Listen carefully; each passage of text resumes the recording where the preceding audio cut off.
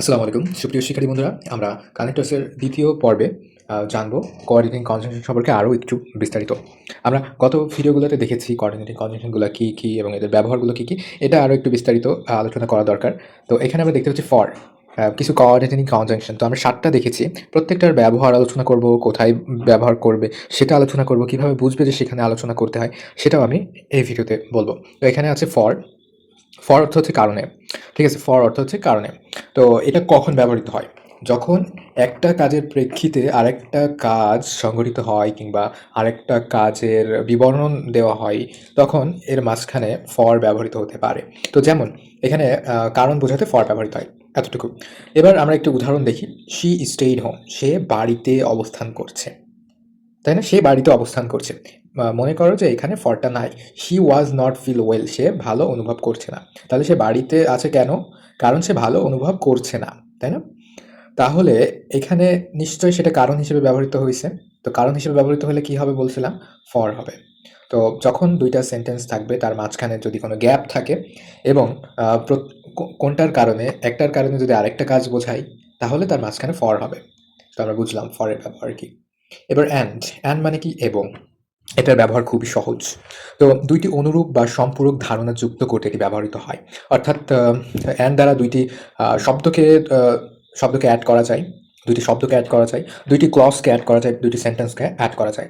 তো অ্যান্ড অর্থাৎ একই রকমের অর্থ প্রকাশ করে কিংবা একই জাতীয়, সমজাতীয় 2টি ওয়ার্ড, ক্লজ পরস্পর সম্পর্ক বোঝাইতে এবং তাদের ভিতরে কানেক্ট করতে অ্যান্ড ব্যবহার করা হয়। তো অনুরূপ বা সম্পূরক ধারণা যুক্ত করতে। He bought a book and a pen, a book and a pen. একটা বই এবং একটা কলম, 2টা নাউন বা 2টা ওয়ার্ডকে যুক্ত করছে, তাই না? আচ্ছা, she sings and dance beautifully, সে সুন্দর গাইতে পারে এবং নাচতে পারে। তো এখানে 2টা ক্লজকে যুক্ত করা হয়েছে। আচ্ছা, 2টা ওয়ার্ডকে যুক্ত করা হয়েছে। তো অনুরূপ জিনিস, এগুলো অনুরূপ জিনিস না? বুক, পেন অনুরূপ শব্দ। ঠিক তেমনই সিংস অ্যান্ড ড্যান্সেস অনুরূপ শব্দ, অর্থাৎ 2টাই ভার্ব। তো 2টা অনুরূপ বিষয়বস্তুকে একত্রিত করে। কোনটা? অ্যান্ড। আচ্ছা, নর মানে কি? না। নরের আগে কি থাকে? নাইদার থাকে। নর নাইদারের সাথে সম্পর্ক যুক্ত, ঠিক আছে? তো 2টি নেতিবাচক বাক্যকে যখন যুক্ত করতে হয়, অর্থাৎ এটাও না ওটাও না, এরকম বোঝাতে হলে নাইদার নর ব্যবহার করা হয়। এই যে এখানে বলছিলাম, এটি সাধারণত নাইদারের সাথে ব্যবহৃত হয়। নর শব্দটা নাইদারের সাথে ব্যবহৃত হয়। যেমন কি, শি নাইদার ইট মিট নর ড্রিঙ্কস মিল্ক, সে মাংসও খায় না, আবার সে দুধও পান করে না, ঠিক আছে? তো এখানে আমরা দেখতে পাচ্ছি সে মাংস খায় না, সে দুধও খায় না। তাহলে প্রোটিন পাই কোত্থেকে? আচ্ছা, যাই হোক। তো নাইদার নর মানে হচ্ছে এটিও না ওটিও না, ঠিক আছে? অর্থাৎ এখানে কি, মাংসও খায় না আবার দুধও খায় না। আই ডোন্ট লাইক কফি নর ডু লাইক টি, আমি কফি পছন্দ করি না, চাও পছন্দ করি না। এখানে কিন্তু নাইদার নাই, এই কারণে এখানে আলাদা করে সম্পূর্ণ একটা সেন্টেন্স বা একটা ক্লজ কিন্তু এসছে। যাই হোক, আমরা বুঝলাম যে নর, নাইদার নর এর ব্যবহার কোথায়? সেখানেই, যেখানে এটাও না ওটাও না, এরকম কিছু একটা বোঝাবে।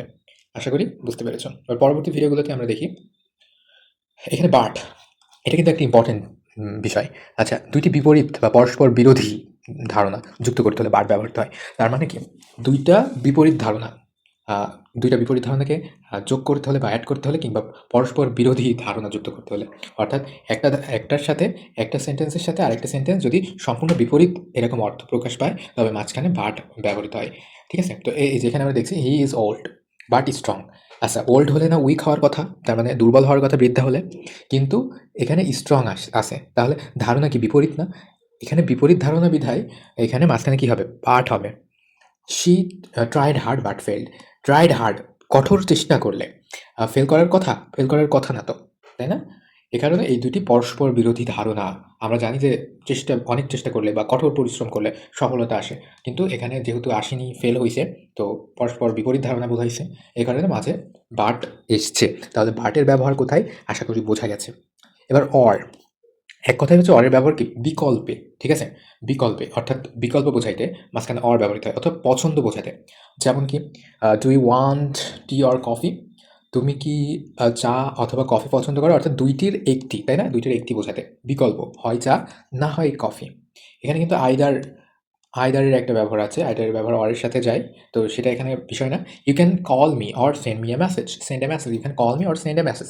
২ টা বিকল্প অপশন আছে। তো ২ টা বিকল্প অপশন যেহেতু আছে, সেহেতু মাঝখানে কি আসবে? অর আসবে। ইয়েট তবুও, বা কিন্তু তবুও, বাট এর মতনই এর ব্যবহার। তবে এটির অর্থ হচ্ছে তবুও। অর্থাৎ এটা হইছে তবুও ওইটা হইছে। অর্থাৎ ২ টার ধারণা কিন্তু বিপরীত। কিন্তু একটা যেহেতু হয়েই গেছে, তারপরেও সেটা হইছে। এরকম কিছু একটা বোঝায়। যেমন কি she she was tired, yet she continued to work. She was tired, yet she continued to work. সে ক্লান্ত, তবুও সে আহ, চেষ্টা করছে, কাজ করছে, তাই না? She was tired, yet she continued to work. তো টায়ার্ড হলে কি কাজ করার কথা? কাজ করার কথা না তো। তবুও সে কাজ করছে। অর্থাৎ তবুও এই অর্থটা যেখানে দরকার হবে সেখানে আমরা yet বসিয়ে দেবো। It was cold, yet he didn't wear a jacket. তো it was cold, ঠান্ডা পড়লে কি জ্যাকেট পরার কথা না? জ্যাকেট পরার কথা তো, কিন্তু এখানে জ্যাকেট পরিনি। অর্থাৎ এটা ঠান্ডা ছিল তবুও সে জ্যাকেট পরেনি। তবুও অর্থে আমরা ইয়েট ব্যবহার করব। যেখানে দেখব যে তবুও এটার দরকার হবে সেখানে কি ব্যবহার করব? ইয়েট ব্যবহার করব। সো এটা খুবই গুরুত্বপূর্ণ একটা রুলস। এটা সেন্টেন্সের শুরুতে সাধারণত ব্যবহৃত হয় কারণ বা পরিণামের সম্পর্ক বোঝাতে। অর্থাৎ একটা কাজ করার ফলে যদি আরেকটা কিছু ঘটনা ঘটে, তাহলে সেখানেই আমরা সো এটা ব্যবহার করব। হি স্টাডিড হার্ড, সে কঠোর পরিশ্রম করেছিল। So he pass the exam, যাতে করে say so he pass the exam এর ফলস্বরূপ, অর্থাৎ তাই সে পাস করেছে। সে কঠোর পরিশ্রম করেছে, তাই সে পাস করেছে। অর্থাৎ দুইটা কিন্তু পজিটিভ, তাই না? আহ, অর্থাৎ যার জন্য যা করেছে সে যখন সেটাই পাইছে, তখন এখানে আমরা সো বসাইতে পারবো। কিন্তু যেটা হওয়ার কথা সেটা না হলে আমরা এখানে বাট বা ইয়েট এগুলো ব্যবহার করবো, যেগুলো আমরা পূর্বে আলোচনা করেছি। She was hungry, so she had some food. সে ক্ষুধার্ত ছিল, এ কারণে সে কিছু ফল খেয়ে নিল। এই যে যেমনটা বলছিলাম। আচ্ছা, নিয়ম মেনে সংযোজকের ব্যবহার কিছু নিয়ম আছে। আহ, সমন্বয়ক শব্দ সাধারণত দুটি স্বাধীন বাক্য বা উপবাক্যকে যুক্ত করতে ব্যবহৃত হয়। অর্থাৎ আমরা যখন কম্পাউন্ড সেন্টেন্সগুলো দেখব, সেই কম্পাউন্ড সেন্টেন্সেই কেবল কম্পাউন্ড সেন্টেন্সেই কেবল কোঅর্ডিনেট কনজাংশনটা ব্যবহৃত হবে, ঠিক আছে? এগুলো কিন্তু সবগুলোই কম্পাউন্ড সেন্টেন্সকে যুক্ত করতে এই সমন্বয়ক সংযোজক বা কোঅর্ডিনেটিং কনজাংশন ব্যবহৃত হয়। যেমন she is smart but she is lazy. She is smart but she is lazy.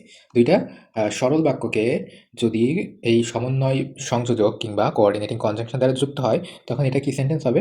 এটা হবে কম্পাউন্ড সেন্টেন্স, ঠিক আছে? সমন্বয়ক সংযোজক ব্যবহারের আগে কমা দিতে হয়, ঠিক আছে? কমা দিতে হয়। আই ওয়ান্টেড টু প্লে, একটা কমা, এখানে কমা, বাট ইট স্টার্টেড রেইনিং। অর্থাৎ যখন আমরা এই কোঅর্ডিনেটিং কনজাংশন ব্যবহার করব, তখন সেটার আগে কমা ব্যবহার করব। তো এখানে কিন্তু একটা পাংচুয়েশন মার্কের একটা নিয়ম কিন্তু চলে আসলো।